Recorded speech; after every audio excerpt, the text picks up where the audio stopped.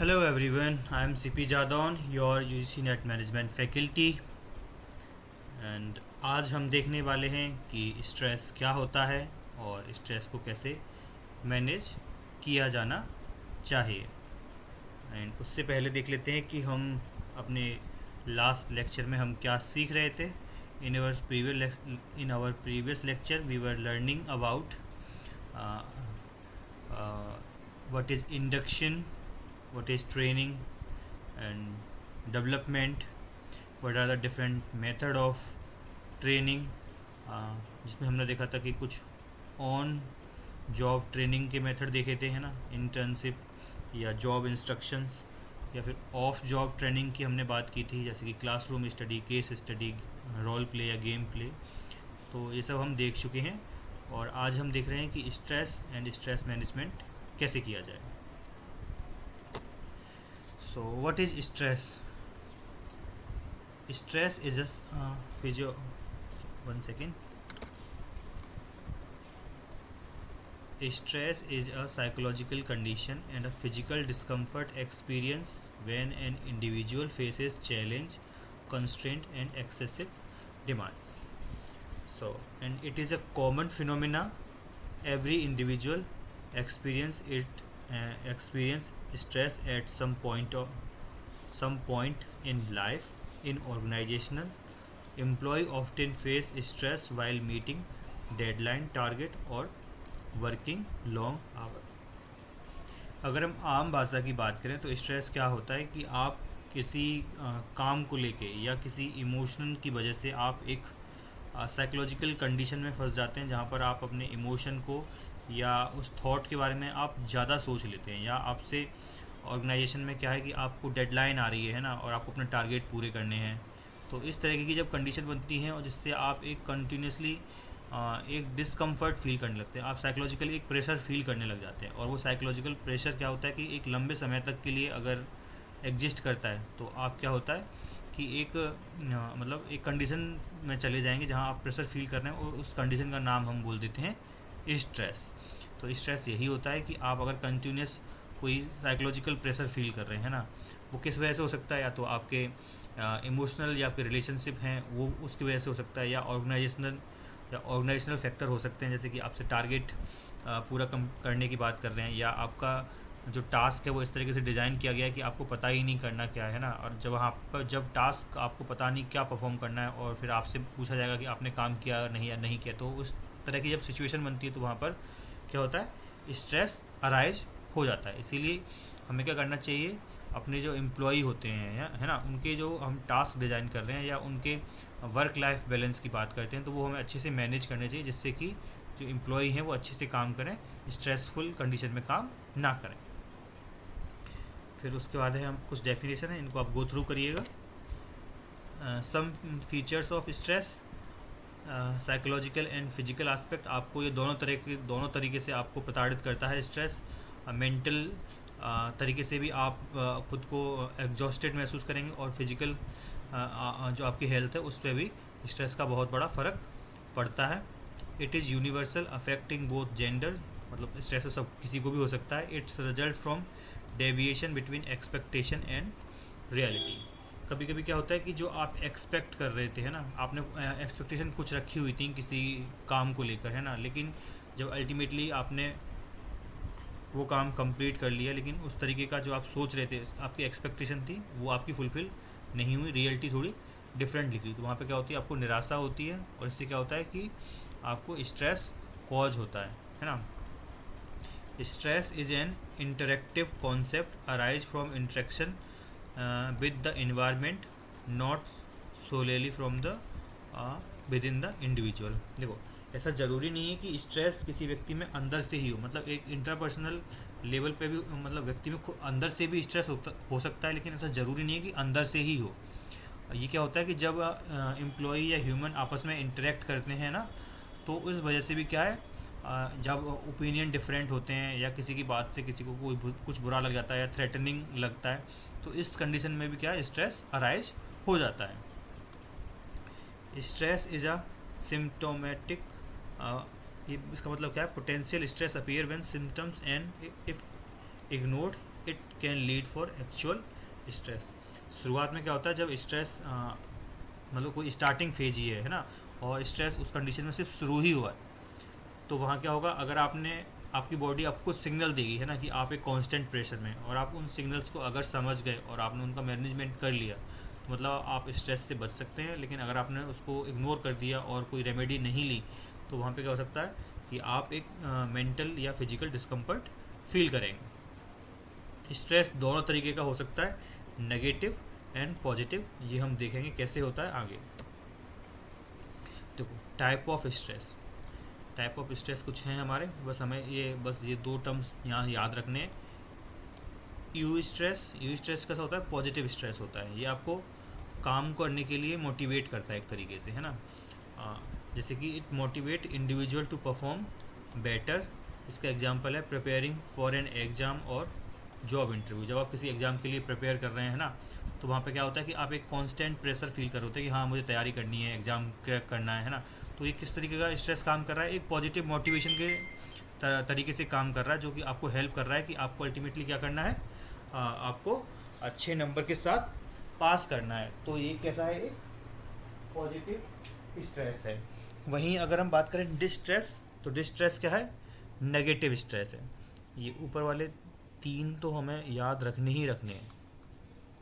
Distress कैसा है, एक नेगेटिव स्ट्रेस है। यहाँ पर आप एंजाइटी, हेल्थ प्रॉब्लम या बर्नआउट महसूस करेंगे। ये किस वजह से हो सकता है कि आप पे बहुत ज़्यादा वर्कलोड कर दिया है, आपके पास कोई सपोर्ट नहीं है ना, और आपको सपोर्ट भी नहीं है, और आप क्या है कि आपके टास्क भी अच्छे से कंप्लीट नहीं हो पा रहे हैं। तो इस तरह की जब कंडीशंस बनेंगी, तो वहाँ पे क्या होता है, डिस्ट्रेस होता है। और डिस्ट्रेस कैसा है, नेगेटिव स्ट्रेस है। ये दो चीज़ हमें ज़रूर याद रखनी है, what is negative stress and what is positive stress. तो यू स्ट्रेस कैसा है, पॉजिटिव स्ट्रेस है। ये हमारे एग्जाम में पूछा गया है। थर्ड है एक्यूट स्ट्रेस। एक्यूट स्ट्रेस क्या होता है कि शॉर्ट टाइम के लिए होता है, सडन होता है और कॉमन होता है। जैसे कि कभी कभी क्या होता है कि कुछ लोगों को स्टेज फोबिया होता है ना, या बोलने से फोबिया होता है लोगों के सामने। तो वहाँ पे एकदम से अगर किसी को बुला लिया जाए, बेसिकली क्लासरूम में ये बहुत देखा जाता है, बच्चों से एकदम बोल देता है कि आओ आप बोर्ड के पास खड़े होकर इस टॉपिक को डिस्कस करो, तो एकदम से एक घबराहट होती है ना। तो वही होता है एक्यूट स्ट्रेस। फिर बच्चा अपनी सीट पर वापस चला जाता है, तो फिर दोबारा वो नॉर्मल हो जाता है। तो यही है कि वेरी शॉर्ट टर्म के लिए होता है acute stress, short term and most common stress due to traffic jam और सडन डेडलाइंस। ये सब आपके एग्जाम्पल हैं। एपिसोडिक एक्यूट स्ट्रेस क्या होता है, एपिसोड मतलब एपिसोड आते हैं ना, किसी सीरियल के एपिसोड आते हैं, एक दिन आया, दूसरे दिन आया, फिर तीसरे दिन आया, है ना, तो एपिसोड चलते हैं। ऐसे ही एक्यूट एपिसोडिक स्ट्रेस क्या है कि मतलब एक पर्टिकुलर टाइम के बाद वो रिपीट करता है, रिकरिंग हो जाता है ना। तो आपको वो समझना ज़रूरी होता है कि ऐसा क्यों हो रहा है, और आप अच्छे से उसके लिए रेमेडी लें, जिससे कि आप दोबारा उसको महसूस ना करें। तो recurring stress episode due to overload responsibility and schedule. जैसे कि हर मंथ के एंड पर क्या आता है, डेडलाइन आता है। तो डेडलाइन को मीट करने के लिए आपको क्या है, वो परफॉर्म करना होता है कि आप कैसे भी करके अच्छे से काम परफॉर्म करें, जिससे कि आप स्ट्रेस को फील ना करें। फिर उसके बाद है हमारा क्रॉनिक स्ट्रेस। क्रॉनिक स्ट्रेस कैसा होता है, ये लॉन्ग टर्म के लिए होता है ना, ये लॉन्ग टर्म के लिए परसिस्ट करता है। Stress for persistent problem like financial difficulty, relationship and issue and long working hour. Just give me 1 second. हाँ,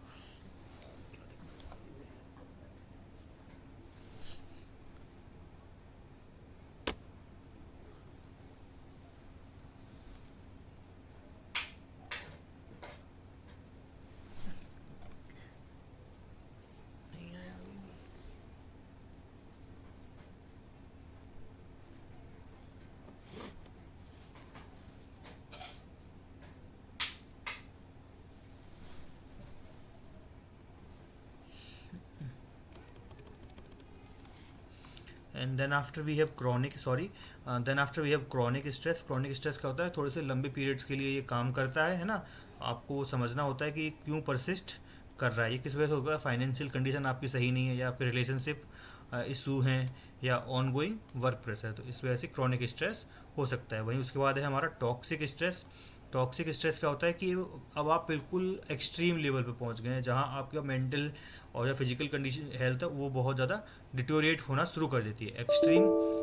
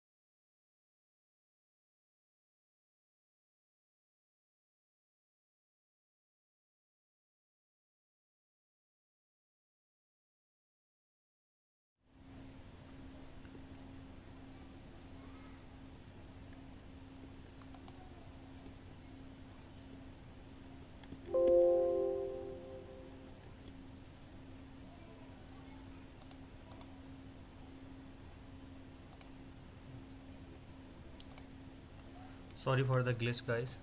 अब फिर हम शुरू करते हैं ना। हम कहाँ पे थे? टॉक्सिक स्ट्रेस पे थे। सो टॉक्सिक स्ट्रेस क्या होता है कि बिल्कुल एक्सट्रीम कंडीशन पे जब हम चले जाते हैं स्ट्रेस के, जहाँ पर हमें समझ नहीं आ रहा होता है कि आखिर ऐसा क्यों हो रहा है, बिल्कुल हार्मफुल स्टेज पे चले जाते हैं। आपने अपने जो स्ट्रेस मैनेजमेंट का काम है बिल्कुल सही से नहीं किया है।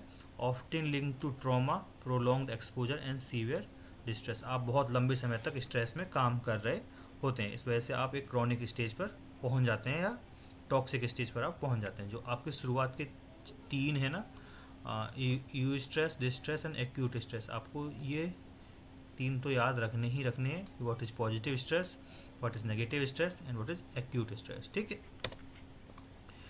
अब यहाँ पे देख लेते हैं जर्नल अडॉप्शन सिंड्रोम। उनके अकॉर्डिंग उन्होंने बताया है कि तीन स्टेजेस पे आप होता है हमारा स्ट्रेस। अलार्मिंग रिएक्शन, शुरुआत जहाँ से होती है, फिर बॉडी आपका रजिस्टर करती है, एंड देन एग्जॉस्शन। अगर आपने कोई रेमेडी नहीं ली तो फिर आप एग्जॉस्ट हो जाएंगे। तो अलार्मिंग स्टेज क्या होता है? अलार्मिंग रिएक्शन स्टेज, फाइट और फाइट रिस्पॉन्स। यहाँ पे क्या है कि आपकी बॉडी जैसे सिम्टम्स आए तो उनके अगेंस्ट वो फाइट करना शुरू करती है। This is body initially react to the stress.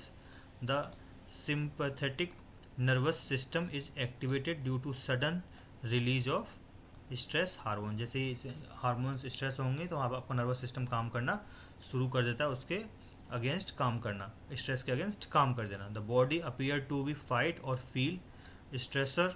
Symptoms क्या होंगे? आपकी हार्ट रेट इंक्रीज कर जाएगी, rapid breathing, muscles tension and heightened alertness. आप अलर्टनेस की स्टेट में होंगे। एक चीज़ क्या है, यहाँ पे आपको एक एक्यूट स्टेज का एक फेज है, बिल्कुल ऐसा बोल सकते हैं कि वहाँ पे आपका जो बॉडी ने एकदम सडन जो स्ट्रेस आया उसके अगेंस्ट काम करना शुरू किया है। फिर है रेजिस्टेंस स्टेज। रेजिस्टेंस स्टेज में क्या होता है? The body attempt to recover and adapt after the initial shock. If the stressor is removed, heart rate and blood pressure and normal level, वो सब जो स्ट्रेस जिसकी वजह से कॉज हो रहा था, अगर वो से जो वो इन्वायरमेंट या सिचुएशन रिमूव कर दी गई तो उसके बाद क्या होता है, आपका हार्ट रेट और ब्लड प्रेशर नॉर्मल हो जाता है और आप इनिशियल कंडीशन की तरफ, रिकवरी की तरफ वापस हो जाते हैं। इफ़ स्ट्रेस कंटिन्यू, और वो अगर जो ऐसे इन्वायरमेंट था जो उसको रिमूव नहीं किया गया बल्कि आप उसी इन्वायरमेंट में कंटिन्यू काम कर रहे हैं या हैं, तो वहाँ पे क्या होगा, स्ट्रेस इंक्रीज करती हुई चली जाएगी, आपकी हार्ट रेट वहाँ इंक्रीज रहेगी, है ना। हाँ, remain high alert, continuous secret stress and hormones. This prolong activation can strain the body resources. और ये ज़्यादा समय तक रहेगा तो आपकी बॉडी में स्ट्रेन आना शुरू हो जाएंगे, मतलब आपकी बॉडी में स्ट्रेन या पेन आना शुरू हो जाएगा। आप फिर है हमारा थर्ड स्टेज एग्जॉस्टिव स्टेज। अब यहाँ पे क्या है कि स्ट्रेस काफ़ी लंबे टाइम तक आप स्ट्रेसफुल कंडीशन में रह चुके हैं, अब आपकी बॉडी में स्ट्रेस एकदम से घर कर चुका है, ऐसा कह सकते हैं। प्रोलॉन्ग लंबे टाइम तक वो रह चुके हैं, अब वो प्रोलॉन्ग और क्रॉनिक स्टेज पर आप पहुँच गए हैं। And the body can be no longer cope, अब आपकी बॉडी संभाल नहीं पा रही है इस चीज़ को। Emotional, physical and mental resource are drained, अब आप पूरी तरीके से ड्रेन्ड हो गए हैं, है ना। अब यहाँ पे आप fatigue, burnout and stress tolerance, आपका जो स्ट्रेस लेवल का जो टॉलरेंट लेवल है वो बिल्कुल कम हो चुका है। तो अब यहाँ पे क्या होगा, आप hypertension, diabetes, depression and anxiety, इस तरीके की आप जो बीमारियाँ उनसे आप ग्रसित हो जाएंगे। तो 3 स्टेजेस होती हैं, कौन कौन सी? Alarming stage, resistance and exhaustion. Cause of stress क्या हो सकते हैं? स्ट्रेस के कॉज या तो इंटर ऑर्गेनाइजेशनल हो सकते हैं या एक्स्ट्रा ऑर्गेनाइजेशनल हो सकते हैं। अब इनको देख लेते हैं ये क्या है। तो इंटर ऑर्गेनाइजेशनल जो फैक्टर हैं उसमें पहले तो हम इंडिविजुअल फैक्टर देखेंगे, फिर ऑर्गेनाइजेशनल फैक्टर देखेंगे। तो इंडिविजुअल फैक्टर पे क्या है, पहला है इसमें personality and individual difference. Personality and individual difference कैसे हैं कि जो जैसे ए टाइप पर्सनैलिटी की थ्योरी हमने पढ़ी थी ना, A type and B type personality. तो ए टाइप पर्सनैलिटी के लोग ऐसे होते हैं जो वर्कहोलिक होते हैं, उनको काम करने की बहुत आतुरता रहती है कि हमें जल्दी से काम खत्म करना है, हमें कुछ अचीव करना है ना।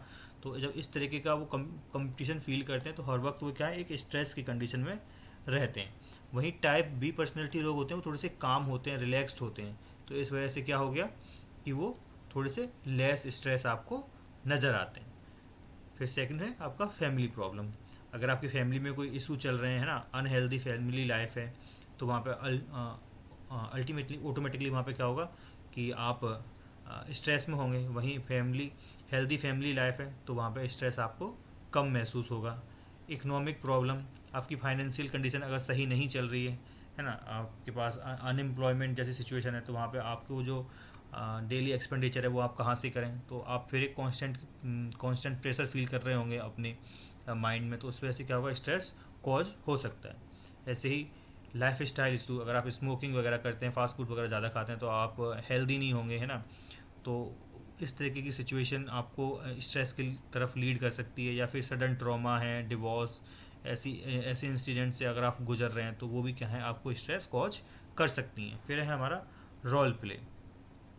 रोल प्ले से मतलब रोल डिमांड क्या है कि आपने कभी कभी देखा होगा कि कुछ एम्प्लॉई कंपनी से तो चले जाते हैं और अपने घर पहुंच जाते हैं, लेकिन जो वो कंपनी में रोल प्ले कर रहे थे मैनेजर का, उसी रोल को वो प्ले करते रहते हैं अपने घर में भी, और लोगों को वो उसी तरीके से ट्रीट करना शुरू कर देते हैं। तो उनको समझ नहीं आ रहा होता है, वो उनके व्यवहार में इस तरीके का एक चेंज आ जाता है। तो इस चेंज की वजह से भी क्या है, एक स्ट्रेस क्रिएट हो जाता है। तो यही है हमारा रोल डिमांड। फिर ऑर्गेनाइजेशनल फैक्टर देख लेते हैं, जो फैक्टर कॉज करते हैं स्ट्रेस को, तो वो कौन कौन से हैं। वर्किंग कंडीशन, अगर वर्किंग कंडीशन सही नहीं है, वहाँ पे मतलब एम्प्लॉई धूप में काम कर रहा है, या क्राउड प्लेस है, नॉइज़ ज़्यादा है, मतलब वो काम करने में अच्छा महसूस कर ही नहीं रहे हैं ना, वो अपना जो 100% है वो लगा ही नहीं पा रहे हैं, क्योंकि वहाँ की जो वर्किंग कंडीशन है वो अच्छी है ही नहीं। तो जब इस तरह की वर्किंग कंडीशन होगी तो वहाँ पे क्या होगा, आपका स्ट्रेस इंक्रीज कर सकता है।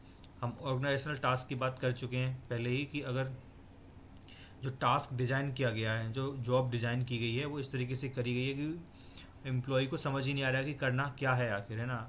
जब उन्हें समझ में ही नहीं आएगा कि अच्छे से करना क्या है, तो इससे क्या होगा कि वो टास्क को सही से कर नहीं पाएंगे, हो सकता है। या फिर टास्क में बहुत सारे कामों को जोड़ दिया गया है, एक एम्प्लॉय को बहुत सारा काम दे दिया गया है ना, तो इस वजह से वो वर्क ओवरलोड हो गए हैं, तो इस वजह से भी स्ट्रेस कॉज हो सकता है। Administrative policy and strategy, administrative policy या स्ट्रेटजी ये भी एक स्ट्रेस होने का कारण प्ले कर सकती हैं। कैसे कि मान लो अगर व्यक्ति को अच्छा पे नहीं किया जा रहा, उसे ऐसा लग रहा है ना, या फिर जो रूल्स एंड रिस्पॉन्सिबिलिटी हैं, है ना, वो बहुत ज़्यादा अनक्लियर हैं, बायसनेस है, किसी व्यक्ति के लिए कोई पॉलिसी है, किसी व्यक्ति के लिए कोई पॉलिसी है, तो इस तरीके के जब डिफरेंसेस दिखाई देते हैं किसी व्यक्ति को, तो वो स्ट्रेस कॉज करते हैं।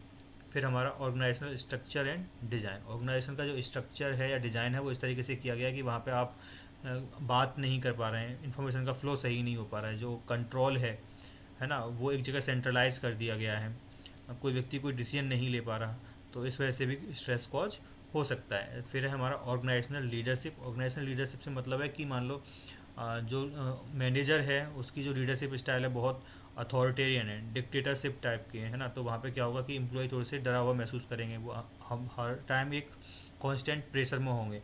वहीं अगर टीम टीम नेचर का कोई व्यक्ति है ना, टीम लीडरशिप स्टाइल के कोई व्यक्ति हैं, वो या वो पीपल ओरिएंटेड मैनेजर हैं, तो इस वहाँ पे क्या होगा कि लोग थोड़ा सा स्ट्रेस महसूस नहीं करेंगे, क्योंकि वो स्ट्रिक्ट सुपरविजन में या स्ट्रिक्ट किसी लीडरशिप स्टाइल के अंडर काम नहीं कर रहे हैं।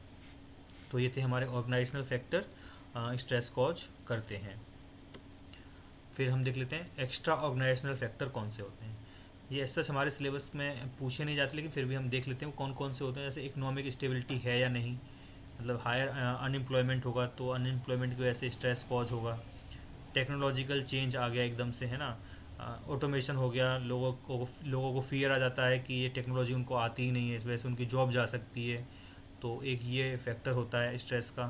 सोशल एंड पॉलिटिकल अनस्टेबिलिटी, ये हम बात कर सकते हैं। Cultural expectation and social pressure, तो ये एक्स्ट्रा ऑर्गेनाइजेशनल फैक्टर्स हैं हमारे। तो हमने देख लिया कि ऐसे कौन कौन से फैक्टर्स होते हैं जो स्ट्रेस कॉज कर सकते हैं। अब हम देख लेते हैं इनका मैनेजमेंट कैसे किया जाए। सबसे पहले देखते हैं उसमें कॉन्सिक्वेंस क्या हो सकते हैं अगर स्ट्रेस प्रोलॉन्ग टाइम तक आपकी बॉडी में एग्जिस्ट कर रहा है। तो उसके होते हैं फिजियोलॉजिकल कॉन्सिक्वेंस होते हैं। फिजियोलॉजिकल कॉन्सिक्वेंस क्या होगा कि आप कंसंट्रेट नहीं कर रहे है ना, आपको एंजाइटी हो जाएगा, फ्रस्ट्रेशन होगा, आपका जो नर्वस सिस्टम है वो अच्छे से काम नहीं करेगा, आपका ब्लड प्रेशर इंक्रीज हो जाएगा। तो इस तरीके से आपकी बॉडी पे इफेक्ट फिजियोलॉजिकल आपकी बॉडी पर इस तरीके से स्ट्रेस इफेक्ट डालता है।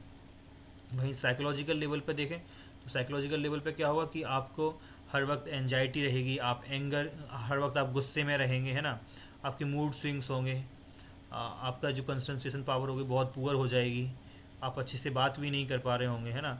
तो ये सब कहाँ पे आएंगे, आपके साइकोलॉजिकल कॉन्सिक्वेंस है। वहीं बिहेवियरल कॉन्सिक्वेंस में क्या होगा कि आपके जो स्लीपिंग डिसऑर्डर्स आ जाएंगे, आपको ईटिंग हैबिट्स आपकी चेंज हो जाएंगी, आपकी बात करने का तरीका चेंज हो जाएगा, आप थोड़े से इम्पल्सिव बन जाएंगे है ना। तो ये सब आएंगे आपके बिहेवियरल कॉन्सिक्वेंस में।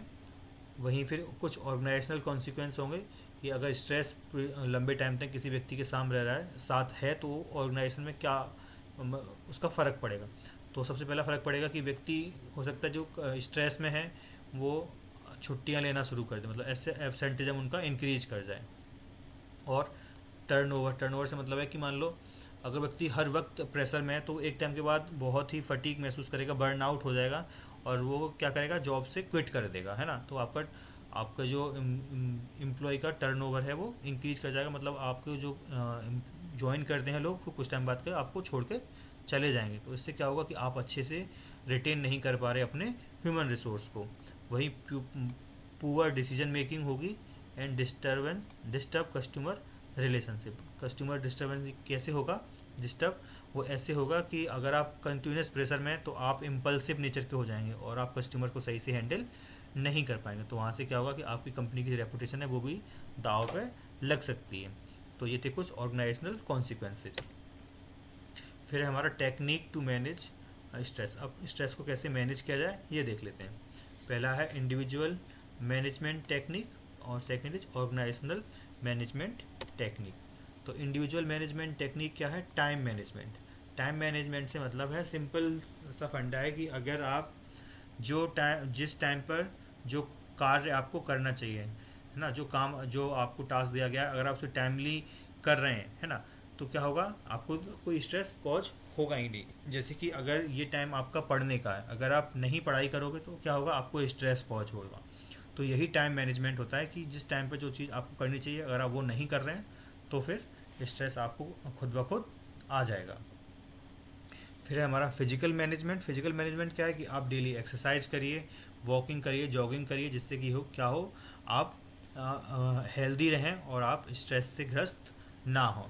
Managing stress require awareness of one biological and physical condition.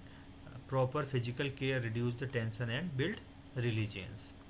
फिर है हमारा साइकोलॉजिकल मैनेजमेंट क्या है कि आप योगा करें, आप रिलैक्सेशन करें है ना, मेडिटेशन करें। तो ये सब टेक्निक भी क्या करती हैं, आपको मैनेज स्ट्रेस से बचाने का काम करती हैं।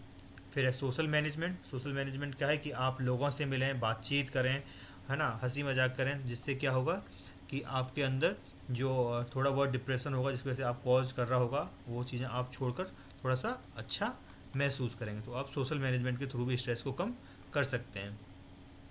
अब देख लेते हैं ऑर्गेनाइजेशनल टेक्निक क्या होती हैं स्ट्रेस को मैनेज करने की। इसमें सिलेक्शन एंड प्लेसमेंट पॉलिसी, हम इस बारे में पहले भी बात कर चुके हैं कि अगर जो पॉलिसी है या स्ट्रेटजी है वो सही से डिज़ाइन नहीं करी गई है, वहाँ पे बायसनेस है, तो उससे क्या होता है, वो स्ट्रेस कॉज करती हैं। तो इसीलिए ऑर्गेनाइजेशन को ऐसे पॉलिसी डिज़ाइन करनी चाहिए जिसमें बायसनेस कम हो, फेयर पे किया जाए लोगों को, है ना। वहीं गोल सेटिंग की बात वही है कि जो आपका टास्क है उसको अच्छे से डिज़ाइन किया जाए, उसमें एम्बिग्विटी ना हो, जो टास्क है वो अनरियलिस्टिक ना हो कि उनको किया ही ना जा सके, है ना। अगर आप किसी से अनरियलिस्टिक डिमांड्स को पूरा करना चाह रहे हैं कि उनसे बोल दिया कि आप ये काम कर दो और वो उनके बस की है ही नहीं, तो कैसे करेगा। अगर वो टास्क परफॉर्म नहीं कर पाएंगे तो अल्टीमेटली क्या होगा, उनको ऐसा लगेगा कि वो डिससेटिस्फाइड फील करेंगे, डिससेटिस्फेक्शन होगा, तो क्या होगा, उससे वो उनको स्ट्रेस फील हो सकता है। फिर हमारा job enrichment and job design. आप जॉब इनरिचमेंट या जॉब डिज़ाइनिंग करके क्या कर सकते हैं, जॉब को अच्छा बेहतर कर सकते हैं, टास्क को अच्छा बना सकते हैं। या जॉब इनरिचमेंट के थ्रू आप क्या कर सकते हैं, जो आपका एम्प्लॉय है उसके आपको मोटिवेट कर सकते हैं। मतलब, और जॉब इनरिचमेंट होता क्या है कि आप व्यक्ति को ऐसी टास्क असाइन कर देते हैं जो तो उसे थोड़े से चैलेंजिंग लगते हैं, जिससे कि उनके काम को रिकॉग्नाइज किया जाता है। ये हम बात कर चुके हैं अपने एक लेक्चर में कि जॉब इनरिचमेंट ये जॉब डिज़ाइन का ही एक मेथड है। जॉब इनरिचमेंट, जॉब डिज़ाइन का एक और मेथड देखा था जॉब रोटेशन, है ना। और इसमें हमने एक और दो तीन मेथड देखे थे, तो वो यही सब है। रोल क्लियरिटी, रोल क्लियरिटी क्या होता है कि आप जो व्यक्ति है या एम्प्लॉय है उसको आप एक क्लियर रोल देना चाहिए, है ना। उसके रोल में कॉन्फ्लिक्ट्स या एम्बिग्विटी नहीं होनी चाहिए। Stress often results from role ambiguity, role overlap, and role conflict. Proper role definition ensure employee understand their responsibilities and interpersonal roles.